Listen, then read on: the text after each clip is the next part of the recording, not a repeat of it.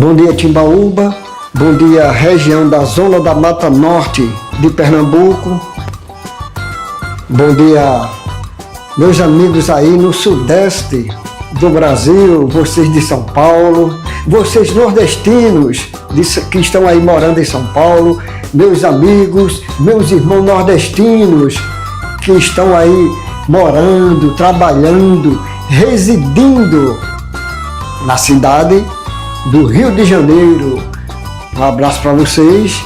E olha só, estamos aqui no bairro de Timbaubinha, na comunidade de Timbaubinha, para mostrar essa fogueira tamanho gigante, tá? Eu esqueci de perguntar ao pessoal quantos metros essa fogueira tem de altura, mas aí eu acho que não é tão importante, né? O importante é mostrar que temos aqui na comunidade de Timbaubinha essa fogueira gigante que será acesa no próximo dia 29, dia de São Pedro, tá?